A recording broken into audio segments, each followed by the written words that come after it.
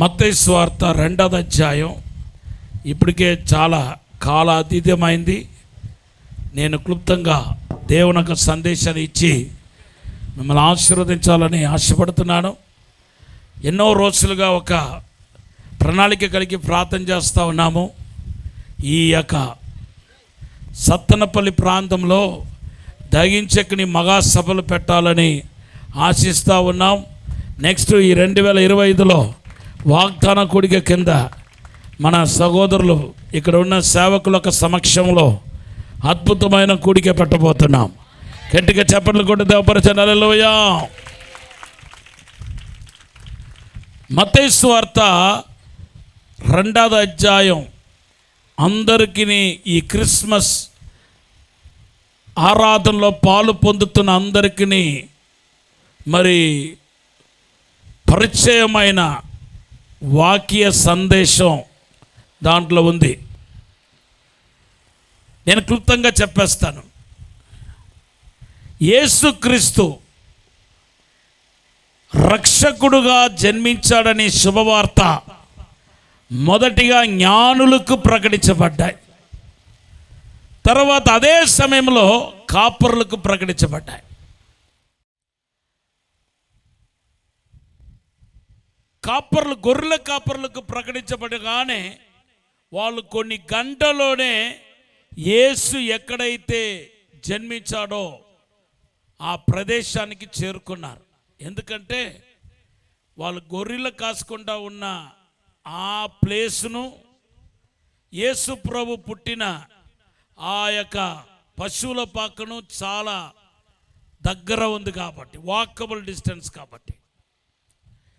కానీ అదే సమయంలో కాపర్లకు యేసుక్రీస్తు యూదులకు రాజుగా పుట్టినవాడు, పుట్టబోతున్నవాడు, ఎదురు చూచినవాడు ఇప్పుడు కన్యక గర్భములో పుట్టి ఉన్నాడని శుభవార్త జ్ఞానులు కూడా ప్రకటించబడ్డాయి.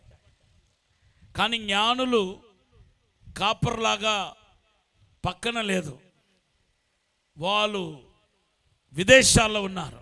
తూర్పు దేశపు జ్ఞానులని రాయబడి ఉంది.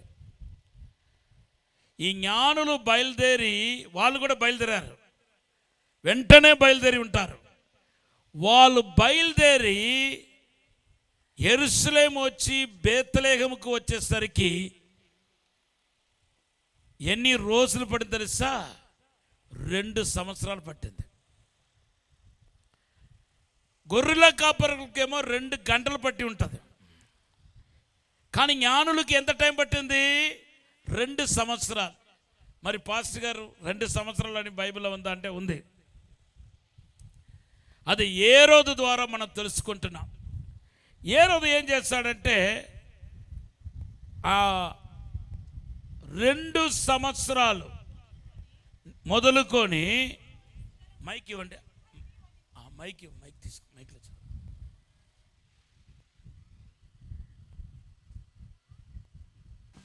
ఆ జ్ఞానులు తన్ను అపహసించిరని హేరోదు గ్రహించి బహు ఆగ్రహము తెచ్చుకొని తాను జ్ఞానుల వలన వివరముగా తెలుసుకొనిన కాలమును బట్టి బెత్లెహేములోను దాని సకల ప్రాంతములలోనూ 2 సంవత్సరములు మొదలుకొని తక్కువ వయస్సు గల మగపిల్లలందరినీ వధించెను. యేసుక్రీస్తు పుట్టిన ఆ తారీఖు నుండి తెలుసుకొని, ఆ టైం తెలుసుకొని, ఆ రోజులో 1-2 రోజులు అటు ఇటు, ఆ రోజులో పుట్టిన మగ శిష్యులందరినీ చంపమన్నాడు ఈ జ్ఞానులు వచ్చేసరికి. అంటే ఎన్ని సంవత్సరాలు పట్టి ఉంటుంది? యేసుప్రభు పుట్టి అప్పుడు ఎంత? 2 సంవత్సరాలు. 2 సంవత్సరాలు ప్రయాణం. జాగ్రత్తగా వినండి. డైలీ క్రిస్మస్ ఒక సందేశం అందిస్తున్నాను. ప్రతిరోజు ఏదో ఒక వాక్య సందేశం పరిశుద్ధాత్మ దేవుడు ఇస్తున్నాడు. ఈరోజు కూడా ఇక్కడికి వచ్చిన తర్వాత దేవుడు నాతో మాట్లాడాడు. గట్టిగా ఒక హల్లెలూయా చెప్పండి. 2 గంటల ప్రయాణం గొప్ప, 2 సంవత్సరాల ప్రయాణం గొప్పదా? 2 సంవత్సరాల ప్రయాణం. 2 సంవత్సరాలు ఎంతో ఎత్తు పల్లాలు ఓడలో ప్రయాణం చేసి ఉంటారు. తూర్పు దేశం నుండి బయలుదేరి వచ్చారు. 2 సంవత్సరాలు ఓడ ప్రయాణం అంటే ఎన్ని కిలోమీటర్ దూరమో ఆలోచించండి. ఎన్నో ఎత్తు పొలాలు ఛాలెంజ్ ఎదుర్కొని ఉంటుంటారు. తర్వాత ఎన్నిసార్లు తుఫాను వచ్చిందో ఈ 2 సార్లు ఓడలో ప్రయాణం చేసినప్పుడు ఎన్నిసార్లు గందరగోళం ఏర్పడిందో ఇవన్నిటిని సగించుకొని ఓపికతో యెరూషలేము దాకా వచ్చేసారు. ఇంకొక 4 అడుగులు వేస్తే అక్కడ ఎవరు కనపడతారు? వాళ్ళు ఒక ఉద్దేశం, వాళ్ళు వచ్చిన దర్శనం నెరవేర్చబడతాయి. ఇంకా అందుకోబోతున్నారనగా వాళ్ళ దర్శనం ఫుల్ఫిల్ కాబోతుందనగా తప్పుడు అడుగు వేశారు. యేసు యొద్దకు రావటానికి బదులుగా ఎవరి దగ్గరికి వెళ్ళారు? హేరోదని క్రూరుడు దగ్గరికి వెళ్ళారు.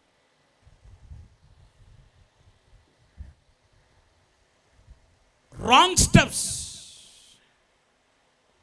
It is not in the beginning. The wrong step is not in the beginning. It's the end of their journey. End of their journey. అందుకోబోతున్న సమయంలో వచ్చిన దర్శనం నెరవేర్చబోతున్న కొన్ని గడియల్లో ఏం చేశారు? తప్పుడు అడుగులు వేశారు. దీనిలో మీకేం అర్థమవుతుంది? నా మనసులో పట్టదన్నీ మీకు చెప్తా ఉంటాను. మొదటిగా నా మనసులో ఏమనిపిస్తుందంటే, అల్పుడో గొప్పవాడో, ధనవంతుడో లేనివాడో, అందగాడో అందలేనివాడో, తెల్లోడో నల్లవాడో, చదువుకున్నవాడో చదువులేనివాడో ఎవరైనా పొరపాటు చేయవచ్చు. పొరపాటు నేను చేయను, నా లైఫ్లో నాలాంటి పరిపూర్ణులు, పర్ఫెక్ట్ పర్సన్ ఎవరు లేరని నువ్వు అనుకుంటే నువ్వు ఒక భ్రమలో ఉన్నావు అని అర్థం. ఆమేనండి. హల్లెలూయా, హల్లెలూయా. ఇందుకు వీళ్ళు ఎవరు? జ్ఞానులు.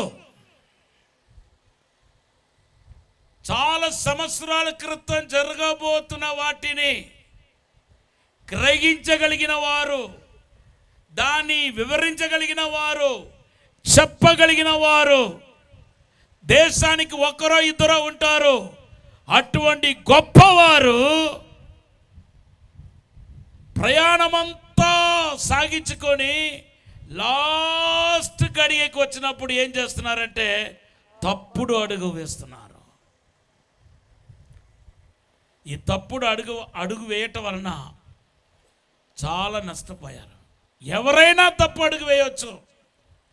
ఎవరైనా ఎందుకు తప్పుడు అడుగు వేయవచ్చు అంటే, తప్పు చేయలేని వాడు ఒక్కడే ఈ భూమిలో ఉన్నాడు. ఎవరు చెప్పండి? దేవుడు. Yes, we are all are human being. Don't be in the trance. మాయలో ఉండవద్దు. నాలాంటి పరిశుద్ధులు ఎవరు లేరు, నేనే పర్ఫెక్ట్ని, నేనే అందరికంటే ఏ పొరపాటు ఏ తప్పు లేని వాడని ఎవరైతే అనుకుంటున్నారో వాళ్ళందరూ ఎక్కడ ఉన్నారంటే మాయలో ఉన్నారు. మనము నాలాంటి పరిశుద్ధులు, నాలాంటి తప్పు చేయలేని వాళ్ళు ఎవరు లేరు అనుకున్నప్పుడు ఏం చేస్తాం తెలుసా? చెప్పండి, ఏం చేస్తారు? ఇతరుల తప్పును ఏం చేస్తారంటే ఎత్తుపడి చూపిస్తూ ఉంటారు. They are became accusers. They are became criticizers. ఎప్పుడైతే ఒక మనిషి తనలో తప్పు లేదు, తనలో పొరపాటు లేదు అనుకుంటున్నాడో వాడు నేరారోపణ చేసేవాడుగా తయారవుతాడు. ఇంకా ఎంతసేపు ఇతరులు ఉన్న లోపాలనే వెతుకుతూ ఉంటాడు. పరిశుద్ధ పౌలు అంటున్నాడు, అందరికి ప్రకటించే నేను భ్రష్టుడైపోతానయేమో అని నా శరీరమును నేను నలగ కొట్టుకుంటున్నాను. ఈ పరిశుద్ధ పౌలు ఆర్డినరీ అపోస్తలుడా? చెప్పండి. ఆయన వస్త్రాన్ని ముట్టుకుంటే అద్భుతం జరిగింది, ఆయన బెల్ట్ పట్టుకుంటే అద్భుతం జరిగింది. బైబిల్లో ఉన్నాయి. అందరు అపోస్తలులకు దేవుడు అద్భుతాలు చేయి అభిషేకాన్ని ఇచ్చాడు. కానీ పరిశుద్ధ పౌలుకు మాత్రం దేవుడు కేవలం అద్భుతాలు చేయి శక్తిని మాత్రం కాదు, he has the special miracles.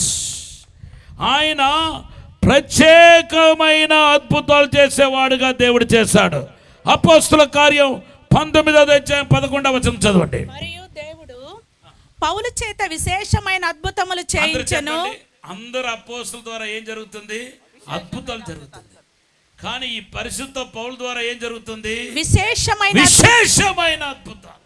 అతని శరీరమునకు తగిలిన చేతి గుడ్డలైనను నడికట్టైనను రోగుల యొద్దకు తెచ్చినప్పుడు రోగములు వారిని విడిచెను, దయ్యములు కూడా వారిని వదిలిపోయెను. హల్లెలూయా. అందరూ అపోస్తలు యేసు నామములో దయ్యమా వెళ్ళిపో అంటే పరిశుద్ధ పౌలు మీద ఉన్న అభిషేకం బలమైనది కాబట్టి ఆయన చేతుగుడ్డను పట్టుకుంటే దయ్యాలు వెళ్ళిపోతున్నాయి, రోగులు బాగుపడుతున్నారు. విశేషమైన అద్భుతం. ఈ టైటిల్ వేరే ఎవరికి ఇవ్వబడలేదు బైబిల్లో. మీరు బైబిల్లో చూడండి, ఏ అపోస్తలుడికి ఇవ్వబడలేదు, ఒక్క పరిశుద్ధ పౌలుకు మాత్రమే ఇవ్వబడ్డాయి విశేషమైన అద్భుతాలు చేసే వ్యక్తి. ఈ వ్యక్తి ఏమంటున్నాడు? 1 కొరింథీ పత్రికలో 9వ అధ్యాయం 27వ వచనం చదవండి. 1 కొరింథీ పత్రిక 9వ అధ్యాయం 27వ వచనం. పందెపు రంగమందు పరిగెత్తు వారందరూ పరిగెత్తుదురు గాని ఒక్కడే బహుమానము. 27వ వచనం చదవండి. చదువు మైక్లో. అమ్మ మైక్లో. గాలిని కొట్టినట్లు నేను పోట్లాడుట లేదు గాని ఒకవేళ ఇతరులకు ప్రకటించిన తరువాత నేనే భ్రష్టుడైపోతానేమో అని నా శరీరమును నలగొట్టుకుని దానిని లోబరుచుకొనిచున్నాను. హల్లెలూయా. నాలో ఏ పొరపాటు లేదు, నాలాంటి ఆ పరిశుద్ధులు లేరు, నాలాంటి విశేషమైన అద్భుతాలు చేసేవాళ్ళు లేరు, నాలాంటి సేవకులు లేరని పరిశుద్ధ పౌలు అనుకొని ఉంటే తన శరీరాన్ని ఏం చేయలేకపోయేవాడు? నలగ కొట్టకుండా ఉండేవాడు. తన యొక్క శరీరాన్ని నలగ కొట్టకపోవటం వలన, శరీర క్రియల వలన పరలోకానికి వెళ్ళే దైవ సేవకుడు, పరలోకానికి వెళ్ళాల్సిన సేవకుడు నిత్య అగ్నికి వెళ్ళిపోయి ఉంటేవాడేమో. ఇంకొక చోట పరిశుద్ధ పౌలు అంటున్నాడు, 2 కొరింథీ పత్రిక 12వ అధ్యాయం 9వ వచనం చదివితే అక్కడ అంటున్నాడు, నా శరీరంలో ఒక ముళ్ళు ఒకటి ఇవ్వబడి ఉంది.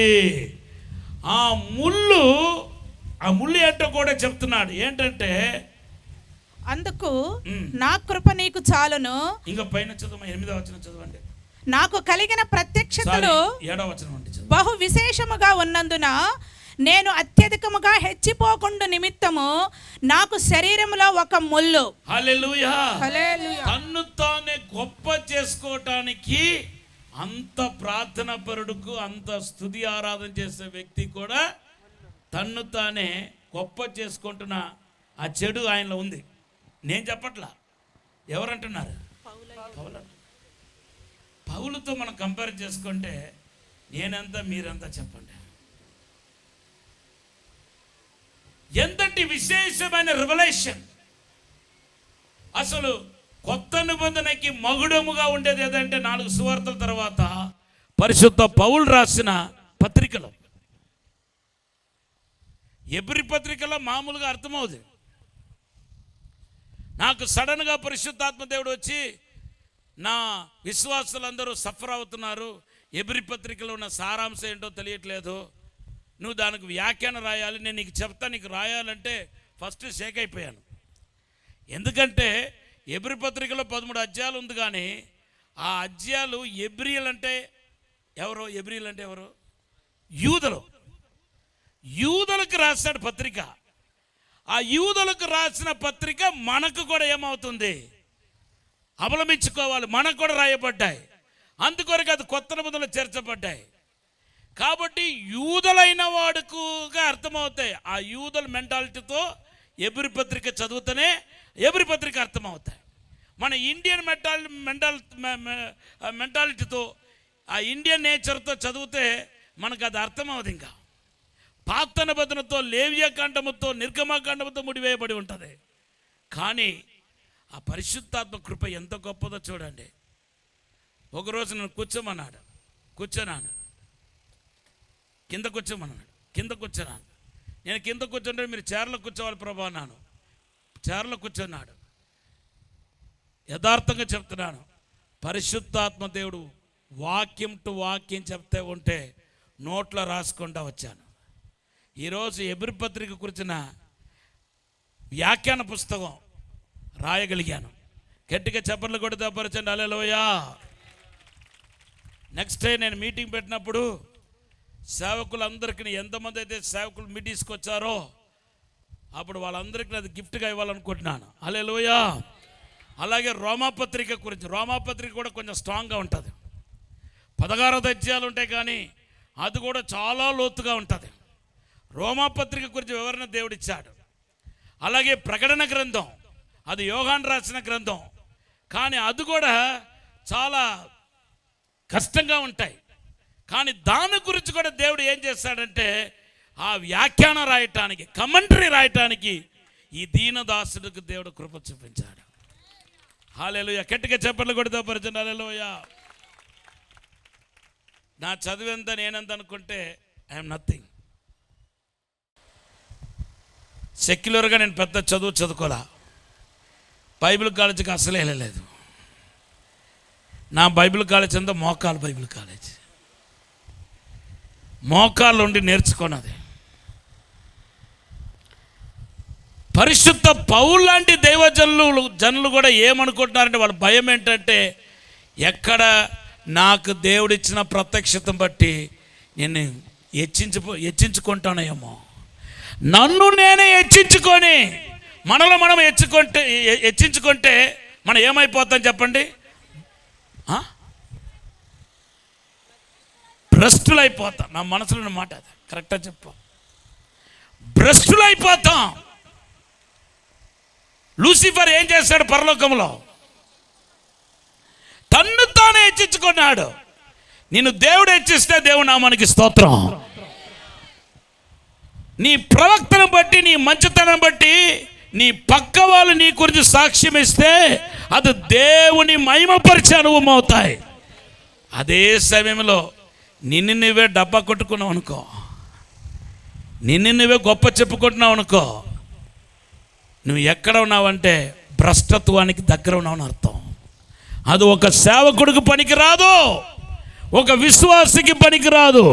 నువ్వు ఏమై ఉన్నావో అది సాక్షాత్తుగా దేవుని యొక్క కృపయే ఉంది. కొట్టండి గట్టిగా చెప్పండి, హల్లెలూయా. రోజు ఉదయకాలం లేవగానే, ఇప్పుడు కూడా మన సహోదరులు, మా ఆత్మీయ బిడ్డలు అద్భుతమైన సాక్ష్యం చెప్పారు. నా మనసులో ఏమనుకున్నానంటే, ప్రభా ఇది నువ్వు చేసే కార్యమే కదా. రోజు ఉదయకాలం లేవగానే ఒక పాట పాడతాను. అది పాట ఏంటో తెలుసా? ఏమీ లేదు నాయందు యేసయ్యా, నీ కృప మాత్రమే ఉన్నది నా ప్రియుడా. ఏమీ లేదు నాయందు యేసయ్యా, నీ కృప మాత్రమే ఉన్నది నా ప్రియుడా. ఏమై ఉన్నానో నీ కృప వలనేనయ్యా, ఎన్ని జరిగినా ఏమి జరిగినా కృపయే యేసయ్యా. ఏమై ఉన్నానో నీ కృప వలనేనయ్యా, ఎన్ని జరిగినా ఏమి జరిగినా కృపయే యేసయ్యా. బలహీన సమయములో కృప చాలంటివే. కృపయే కృపయే కృపయే నాకు చాలయ్యా. నీ కృపయే కృపయే కృపయే నాకు చాలయ్యా. ఏమీ లేదు నాయందు యేసయ్యా, నీ కృప మాత్రమే ఉన్నది నా ప్రియుడా. ఏమీ లేదు నాయందు యేసయ్యా, నీ కృప మాత్రమే ఉన్నది నా ప్రియుడా.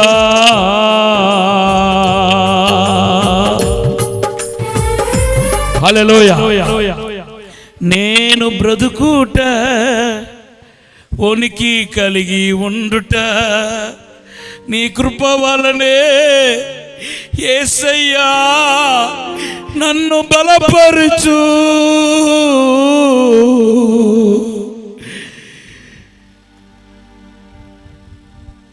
బలహీన సమయములో కృప చాలంటివే.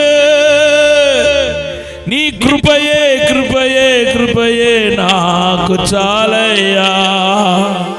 నీ కృపయే కృపయే కృపయే నాకు చాలయ్యా. ఏమీ లేదు నాయందు యేసయ్యా, నీ కృప మాత్రమే ఉన్నది నా ప్రియుడా. హల్లెలూయా. దేవుడి నామానికి స్తోత్రం చెప్పండి. గట్టిగా ఒక హల్లెలూయా చెప్పండి.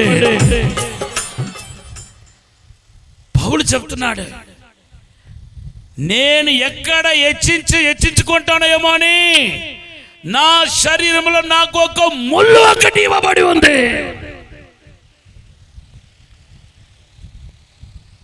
అప్పుడప్పుడు ముళ్ళు మన జీవితంలో కుచ్చుకుంటూనే ఉంటుంది. సడన్గా ఎవరో మనల్ని తిడతారు.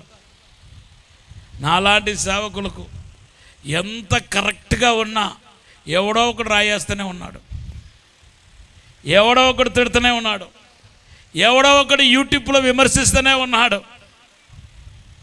కొన్నిసార్లు క్యారెక్టర్ వైస్గా మాట్లాడుతున్నప్పుడు ఇంకా నొప్పి కలుగుతున్నాయి. దేవుని సన్నిధిలో ఏడుస్తూ ఉన్నప్పుడు శరీరం అలా కొట్టపడుతుంది. కొట్టండి, గట్టిగా చెప్పండి, దినపరచండి. హల్లెలూయా. రెండు చేతుల పైకి గట్టిగా ఒక హల్లెలూయా చెప్పండి.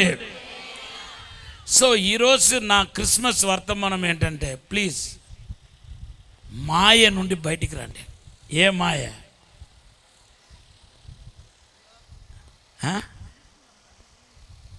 ఏ మాయ నుండి బయటికి రమ్మంటున్నాను? Come out of from your wrong trance. What is the trance? ఆ మాయ ఏంటంటే, నాలో ఏ తప్పు లేదు, నాలో ఏ పాపం లేదు, నాలాంటి పరిశుద్ధులు ఎవరు లేరు, నాలాంటి అభిషక్తులు ఎవరు లేరు, నాలాంటి గొప్ప వాళ్ళు ఎవరు లేరు. హల్లెలూయా. టైటానిక్ అని షిప్పు ఓడ మునిగిపోయింది. ఎప్పుడు ఎలా జరిగింది తెలుసా మీకు? ఆ షిప్ నడిపిన వ్యక్తి చాలా స్పీడ్ టైటానిక్ షిప్ నడిపించాడంట. అసలు ఓవర్ స్పీడ్ అంట. 41 కిలోమీటర్ 22 నాట్స్ అంటారు. అంత స్పీడ్లో వెళ్తా ఉన్నాడంట. 6 సార్లు హెచ్చరికలు వచ్చాయంట. ఆడనుకున్నాను, నాలాంటి మేధావి ఎవరు లేరు, నాలాంటి గొప్ప వాళ్ళు ఎవరు లేరు, దేవుడే దిగి వచ్చినా కూడా నన్ను ఏమీ చేయలేరు చెప్పి అనుకున్నాడు. ఏమైంది తెలుసా? అతను కూడా క్రిస్టియనే, జాన్ ఎడ్వర్డ్స్ అంటే అతని పేరు. ఏమైంది తెలుసా? ఒక పెద్ద బండలో గుద్దుకొని ఆ ఓడలో ప్రయాణించిన 1500 మంది అక్కడికక్కడే చనిపోయారు. హల్లెలూయా. హల్లెలూయా. బ్రెజిల్లో ఈ మధ్య కాలంలో జరిగింది. ఒకడు 5 లక్షల ఓటుతో గెలిచాడంట. ఆ ప్రైమ్ మినిస్టర్ అనుకున్నాడంట, ఆ ప్రెసిడెంట్ అనుకున్నాడట, నన్ను దేవుడు వచ్చినా కూడా ఇంకా దించలేడు. ఎందుకంటే నేను అందరికంటే 5 లక్షల ఓటు మెజారిటీతో కలిశాను కాబట్టి దేవుడు కూడా ఏమి చేయలేడు. దేవుడు అన్నవాడు ఉంటే రాణి అన్నాడంట.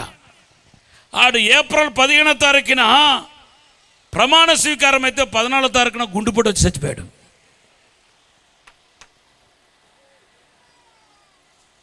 హల్లెలూయా. అతిశయించటం పనికిరాదు.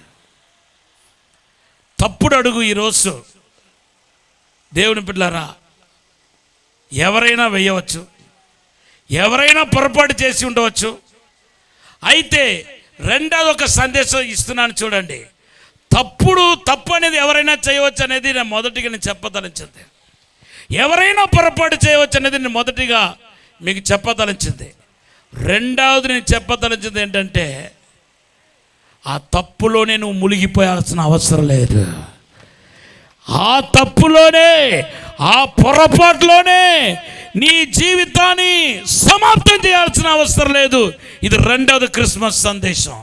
ఎందుకంటే ఆ జ్ఞానులు ఏ రోజు చేతుల నుండి విడిపించబడి బయటికి వచ్చారా లేదా చెప్పండి. జ్ఞానులు యేసు ప్రభు దగ్గరికి వెళ్ళారా లేదా? వాళ్ళ దర్శనం నెరవేర్చబడిందా లేదా? తప్పు చేసిన నువ్వు మేలుకొంటే ఏ పొరపాటైనా కావచ్చు, చిన్న చిన్న పొరపాటు కావచ్చు, గొప్ప గొప్ప పొరపాటు కావచ్చు, రహస్య పాపం కావచ్చు, లేకపోతే మీరు అనుకుంటున్నారు దైవజనుల గురించి విమర్శించడం తప్పు కాదని. నో, అది గడ్డ సర్పం పని. అది దైవ దూషణకి సమానం. వారిని కాదు, దైవజనుని మీరు విమర్శిస్తున్నారు. హల్లెలూయా. గట్టిగా హల్లెలూయా చెప్పండి. ఇప్పుడు మీరు ఏం చేయాలి తెలుసా? ఆ తప్పు నుండి బయటికి రావాలి, ఆ పొరపాటు నుండి బయటికి రావాలి. అప్పుడే యేసుక్రీస్తు నీ హృదయంలో జన్మిస్తాడు. అప్పుడే నీ క్రిస్మస్ ఆశీర్వాదకరంగా ఉంటాయి. గట్టిగా హల్లెలూయా చెప్పండి. నిజమే, పొరపాటు జరిగింది, నీ ఆత్మీయ యాత్ర మధ్యలో ఆగిపోయింది, నీలో లోపం జరిగింది, పొరపాటు పడ్డావు, సాతానుకు చోటిచ్చావు, సబ్బుద్ధి చెప్పిన నడుచుకున్నావు, నీ లైఫ్లో పొరపాటు జరిగింది వాస్తవం. ఇప్పుడు దేవుడు అంటున్నాడు, నేను ఎలాగైతే ఏ రోజు చేతుల నుండి జ్ఞానులు విడిపించి యేసు యొద్దకు తీసుకువెళ్ళానో అలాగే ఇక్కడ ఉన్న ప్రతి ఒక్కరిని నేను విడిపించి నా కుమారుడైన యేసు యొద్దకు నడిపించబోతున్నాను. హల్లెలూయా, హల్లెలూయా. పాపాన్ని ఒప్పుకొని విడిచిపెట్టువాడు కనికరం పొందుతాడు. ఒక మనిషి కనుక తన తప్పును గ్రహిస్తేనండి అతను నిజంగా చాలా ధన్యుడైపోతాడు, చాలా ధన్యుడైపోతాడు. యేసన్న గారు హోసన్న మినిస్ట్రీ స్థాపించిన యేసన్న గారు ఆత్మీయ తండ్రి ఎవరు తెలుసా? మీకు ఎవరికైనా తెలుసా? దేవరాజ్ అనే ఒక పాస్టర్ గారు. ఆయన ఆల్రెడీ ప్రభునందు నిద్రించాడు. అతను పెళ్లి చేసుకోలేదు. ఆయనే యేసన్న గారు లాంటి పెద్ద పెద్ద దైవజనులను తయారు చేశాడు. అప్పుడప్పుడు మా దగ్గర కూడా వస్తారు. బైబిల్ స్కూల్ అప్పుడు ఒక 20-25 సంవత్సరాల క్రితం వాళ్ళు విశ్వాసులు అందరూ ఇచ్చిన సాక్ష్యం ఏంటంటే మా దైవజనులు లాంటి పరిశుద్ధులు ఎవరు లేరు, ఆయనలో ఏ పాపం మేము ఎరుగమని సాక్ష్యం ఇచ్చేవాళ్ళు. నేను అతని దగ్గర అడిగేవాడిని, ఈవెన్ చనిపోయిన తర్వాత కూడా అలాగే సాక్ష్యం ఇచ్చారు. నేను అడిగేవాడిని, మీ గురించి ఇలా సాక్ష్యం ఇస్తున్నారు, మీరు ఎలాగా మిమ్మల్ని మీరే కాపాడుకుంటున్నారంటే ఆయన అన్నవాడు, ప్రతిసారి మోకరించినప్పులా నాలో ఏమైనా లోపాలు ఉన్నాయో ఏమో అని చెప్పి ఆత్మ పరిశోధన చేసుకొని చిన్న చిన్న లోపాలు కూడా విడిచిపెట్టి దేవుని ముందు యేసు రక్తములో కడుక్కొని నిందారహితముగా ఉండటానికి ఎప్పుడు పడితే అప్పుడు తీర్మానిస్తూ ఉండేవాడంట. అది ఆయన పరిశుద్ధంగా కాపాడింది. కొట్టండి గట్టిగా చెప్పండి హల్లెలూయా. గట్టిగా ఒక హల్లెలూయా చెప్పండి. మీరు కనుక మీ తప్పును గ్రహించి దాన్ని విడిచిపెట్టే అనుభవానికి వస్తే మొదటిగా మీ లైఫ్లో పోగొట్టుకున్న వాటన్నిటిని తిరిగి పొందుకుంటారు. కొట్టండి గట్టిగా చెప్పండి హల్లెలూయా. తప్పిపోయిన కుమారుడు తన తప్పును తెలుసుకున్నాడు కాబట్టి పోగొట్టుకున్న వాటన్నిటినీ తిరిగి పొందుకున్నాడు. లూకాసు సువార్త 15:21-22. లూకాసు సువార్త 15వ అధ్యాయం 21-22 వచనంలో చదివితే తప్పిపోయిన కుమారుడు ఎప్పుడైతే పశ్చాత్తాపడ్డాడో పోగొట్టుకున్న వాటన్నిటిని తిరిగి పొందుకున్నాడు. కొట్టండి గట్టిగా చెప్పండి దేనో పరిచయం హల్లెలూయా. ఈ 11 నెలలు నీ లైఫ్లో ఏవేవైతే పోగొట్టుకున్నావో అవన్నిటిని దేవుడు నీకు తిరిగి ఇవ్వబోతున్నాడు. నమ్ముతున్న వాళ్ళందరూ గట్టిగా చప్పట్లు కొట్టి దేవునామను మహిమపరచండి. నీ జీవితంలో చెప్పుకోదగిన కార్యం జరగబోతున్నాయి. నువ్వు నష్టపోయినవని, ఆర్థికంగా నష్టపోయినవి, తాంగిలో భౌతికంగా నష్టపోయినవి, ఆరోగ్య విషయంలో నష్టపోయినవి అన్నిటినీ దేవుడు నీకు తిరిగి ఇవ్వబోతున్నానని మాట్లాడుతున్నాడు. నమ్ముతున్న వాళ్ళందరూ గట్టిగా హల్లెలూయా చెప్పండి. శృంగరైన వాడు తన తప్పును గ్రహించి దాన్ని ఒప్పుకొని విడిచిపెట్టినప్పుడు నీతిమంతుడిగా తిరిగి వెళ్ళాడని లూకాసు సువార్త 18వ అధ్యాయం 13-14 వచనంలో రాయబడి ఉంది. లూకాసు సువార్త 18:13-14లో తన తప్పును ఒప్పుకున్న శృంగరి నీతిమంతుడిగా తిరిగి వెళ్ళాడు. తన తప్పును ఒప్పుకున్న 2 దొంగల్లో ఒకడు తన తప్పును ఒప్పుకున్నాడు.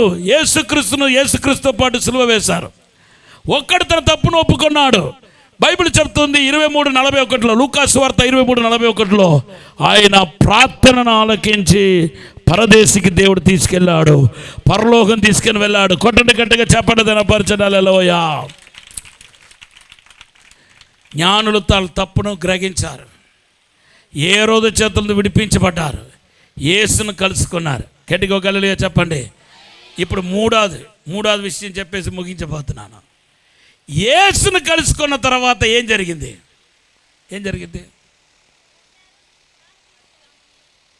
నంబర్ 1, చేసిన తప్పును మరలా చేయకుండా దేవుని ఆత్మ వాళ్ళని కాపాడింది. గట్టిగా ఒక హల్లెలూయా చెప్పండి. కొంతమంది ఉంటారు, ప్రభా నేను పాపిని అంటారు, మరలా బయటికి వెళ్ళి ఏం చేస్తారంటే అదే తప్పు చేస్తూ ఉంటారు. అది నిజమైన పశ్చాత్తాపం కాదు. It is not a real confession. Real confession ఏంటంటే మనం ఒక్కసారి ఆ పశ్చాత్తాపడితే మరలా పొరపాటున కూడా అది చేయం. మరలా వాళ్ళు పాత మార్గానికి వెళ్ళారా? ఏరో దగ్గరికి వెళ్ళారా? లేదు, వేరొక మార్గం. ఆ వేరొక మార్గం ఏదంటే యేసు మార్గం, పరిశుద్ధాత్మ చూపించే మార్గం. అది సంఘములో కట్టబడుతూ నడిపించబడుతున్న మార్గం. కొట్టండి గట్టిగా చెప్పలేదు దినపరచండి హల్లెలూయా. హల్లెలూయా. జరగబోతున్న కీడు నుండి తప్పించబడ్డారా లేదా? ఒకవేళ మరలా ఏరో దగ్గరికి వెళ్ళి ఉంటే వాళ్ళు ప్రాణముతో బయటపడకుండా పోయేవాళ్ళు.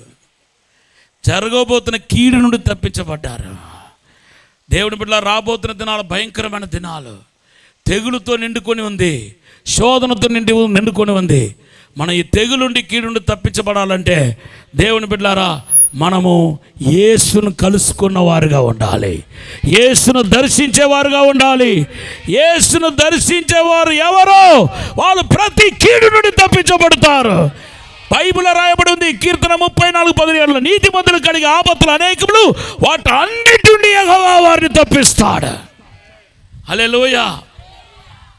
కీడు నుండి తప్పించబడ్డారు. అంతేకాదు వారి జీవితంలో ఎవరు పరిచర్య మొదలైందంటే ఇప్పుడు దాకా పరోక్షంగా దేవదూతను నక్షత్ర రూపంలో చూసిన వారు ఇప్పుడు ప్రత్యక్షంగా దేవదూతలు చూపిస్తున్నారు. దేవదూతల చేత హెచ్చరించబడి వాళ్ళు వేరొక మార్గం నుండి వెళ్ళారంట. దేవదూతల పరిచర్య మొదలవుతున్నాయి. ఎవరెవరైతే తప్పులు ఒప్పుకొని విడిచిపెడుతున్నారో వాళ్ళందరి జీవితంలో దేవదూతల పరిచర్య మొదలవుతున్నాయి. గట్టిగా ఒక హల్లెలూయా చెప్పండి. హల్లెలూయా. ఇప్పుడు నేను చెప్పిన మాట అన్నిటినీ 2 మాటల్లో ముగించేస్తాను. సమ్మరీ క్లుప్తంగా చెప్పేస్తాను. మనిషి అన్నవాడు బలహీనుడు, అది సేవకుడు కావచ్చు, విశ్వాసి కావచ్చు. మనం తప్పిపోవటానికి అవకాశం ఉంది, తప్పిపోతూ ఉంటాము. ఆ తప్పును, ఇది మొదటిది. రెండవది ఏంటంటే ఆ తప్పు ఏంటో అది గ్రహించి దాన్ని విడిచిపెడితే మనకు వచ్చే ఆశీర్వాదాలు కోకొలది. దాంట్లో మొదటిది ఏంటంటే యేసును కలుసుకుంటాం. రెండవది ఏంటంటే యేసును ఆరాధికులుగా తయారవుతాం. వాళ్ళు ఆరాధించారా లేదా? మత్తయి సువార్త 2:11-12 ఆరాధికులుగా తయారవుతాం. మూడవదిగా రాబోతున్న కీడు నుండి తప్పించబడతాం. నాలుగవదిగా దేవుని బిడ్డలారా, దేవదూతల యొక్క పరిచర్య మన జీవితంలో ప్రారంభమవుతాయి.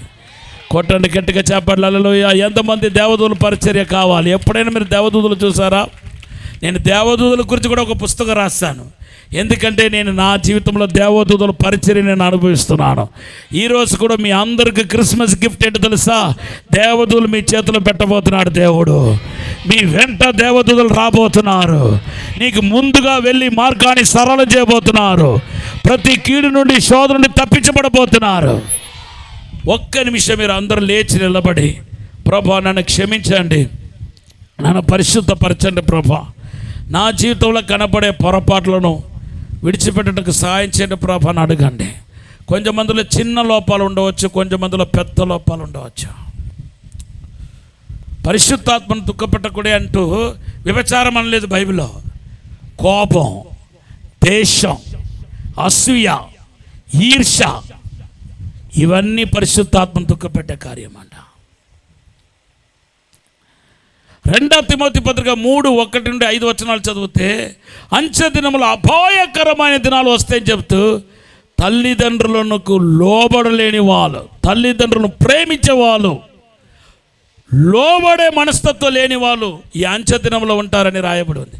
నువ్వు దేవుడికి, దైవజనులకు, మీ తల్లిదండ్రులకు లోబడకపోతే అది పాపమే. అంతెందుకండి, ప్రార్థన చేయకపోతే పాపం. మీకు తెలుసా? 1 సామెయేలు గ్రంథం 12:23 రాయబడి ఉంది, నువ్వు ప్రార్థన చేయకపోతే పాపం. ఎన్ని రోజులు నువ్వు ప్రార్థన చేయలేదో, ఎన్ని రోజులు మోకాళ్ళు ఉండి ప్రార్థన చేయలేదో, నీ కన్నిటి ప్రార్థన ఏమైంది? నీ ఉపవాస ప్రార్థన ఏమైంది? వార ఉపవాసం ఉండి ప్రార్థన చేసేదానివి, వార ఉపవాసం ఉండి ప్రార్థన చేసేవాడు కదవా, మోకాళ్ళు ఉండి కన్నీటి ప్రార్థన చేసేవాడు కదా. ఆ ప్రార్థన ఉదయమే లేచి ప్రార్థన చేసుకున్నవాడివి, ఉపవాసం ఉండి ప్రార్థన చేసేవాడివి. ఈరోజు ఆ ఉపవాస ప్రార్థన ఏమైంది? ఆ కన్నీటి ప్రార్థన ఏమైంది? ప్రార్థన చేయకపోతే పాపమని రాయబడి ఉంది. కొంతమందికి మోగపు చూపులు, చెడు తలంపులు, చెడు ఆలోచనలు. క్షమాపణ అడగండి. మీ కొరకు నేను ప్రార్థన చేయబోతున్నాను. ఏదో ఒక లోపం. కొంతమందికి అబద్ధం. ఇంకా క్రైస్తవులని చెప్పుకుంటున్న వారిలో కొంతమందికి తాగుబోతులు ఉన్నారు, వ్యభిచరించే వాళ్ళు ఉన్నారు.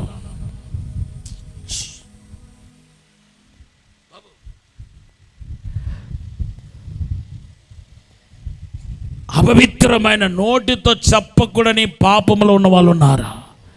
క్రైస్తవులు అంటే అటువంటి పాపములో ఉండవచ్చా? నువ్వు తప్పుడు అడుగు వేసావేమో, ఈరోజు క్షమాపణ అడగ. ప్రతిదానికి కోపపడిపోతున్నావు, ప్రతిదానికి చిరాకు పడిపోతున్నావు, ప్రతిదానికి కొట్టడానికి వెళుతున్నావు. నీలో దైవ ప్రేమ లేదు, సాత్వికత లేదు. నువ్వు ఎలా పొరపాటు లేదని అంటావు? జ్ఞానులోనే పొరపాటు ఉంది, నీలో పొరపాటు లేదా? మీ అందరి ముందు నేను చెప్తున్నాను, నాలో అయితే పొరపాటు ఉంది. నేను అభిషక్తుడే కానీ, అపోస్తుడే కానీ, ఇంకా నేను సరిచేసుకోవాల్సిన విషయాలు ఉన్నాయి. మీ అందరి ముందు వినయముతో ఒప్పుకుంటున్నాను, ఇంకా నేను సరిచేసుకోవాలి. ఇంకా నేను ఆత్మీయతలు ఎదగాలంటే ఇంకా నేను కొన్ని విషయాల్లో సరిచేసుకోవాల్సిన వాడై ఉన్నాను. నా సంగతి అదైతే మీ సంగతి ఏంటో చెప్పండి దేవుడికి. ప్రభా, మేము ఏ తప్పు లేని వారంలాగా జీవిస్తున్నాం ప్రభా, మమ్మల్ని క్షమించండి ప్రభా. ఎన్నోసార్లు గర్వించావు. మాలాంటి భక్తులు ఎవరు లేరు అనుకున్నా, మాలాంటి పరిశుద్ధులు ఎవరు లేరనుకుంటున్నాం. ఎదుట విశ్వాసం లెక్క చేయకుండా దేశించాము. బీదవాడిని చూస్తే కనుకరలేకుండా ప్రవర్తించాము. చెడు తలములు, చెడు ఆలోచనలు, ధనాపేక్ష,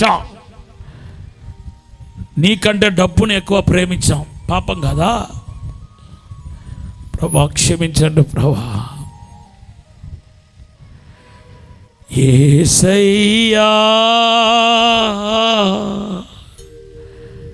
నన్ను క్షమించవా,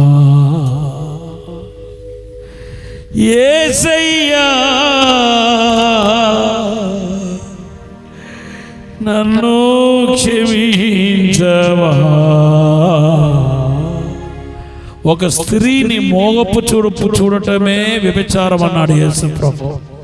ఎన్నోసార్లు చెడు దృశ్యాన్ని మనం సెల్ ఫోన్లో వీటిలో చూస్తూ ఆనందిస్తున్నాం. అది పాపం కాదా? అందరు చేతులు జోడించండి. ఈ క్రిస్మస్ మీకు ఆశీర్వాదకరంగా ఉండాలంటే ఈ చిన్న పని చేస్తే చాలు. మీ తప్పు నాలో కూడా పొరపాటు ఉన్నాయి, నాలో పలానా తప్పు ఉన్నాయి, దాన్ని నేను విడిచిపెడితే నేను బాగుపడతాను అనే స్థాయికి మీరు వస్తే మీరు దీవించబడిపోతారు. యేసయ్యా నన్ను క్షమించవా, నీ రక్తముతో కడిగి శుద్ధి చేయవా, యేసయ్యా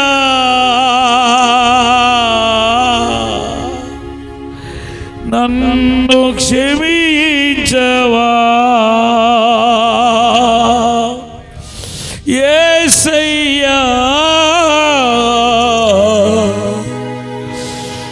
నా ముళ్ళును తీసివేయవా, యేసయ్యా నన్ను క్షమించవా, యేసయ్యా నన్ను క్షమించవా.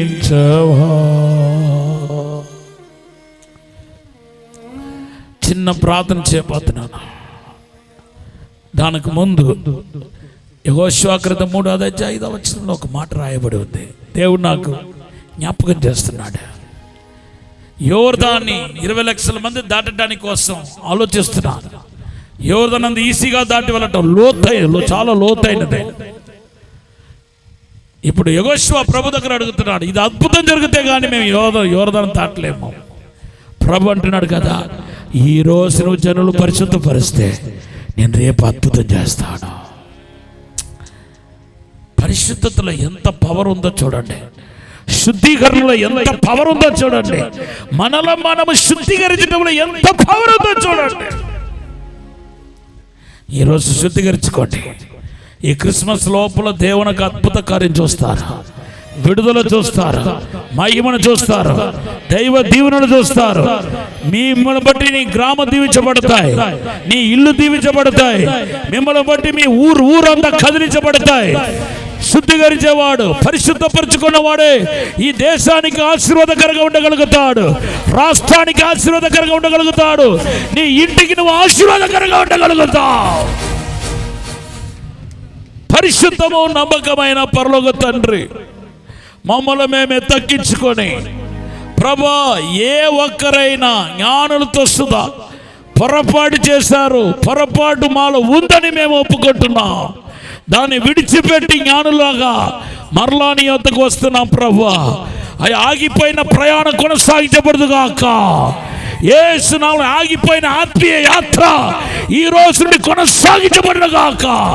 దేవుని మహిమను మీరు చూతురుగాక, విడుదల చూతురుగాక. మీరే ఆశీర్వదించి దీవించి బలపరచమని, అభిషేకించమని, ప్రతి ఒక్కరిని రక్తంలో కడిగి పరిశుద్ధపరచమని యేసు నామములో అడిగి వేడుకుంటున్నాము తండ్రి. ఆమేన్. గట్టిగా చప్పట్లు కొట్టి దేవపరచండి. హల్లెలూయా.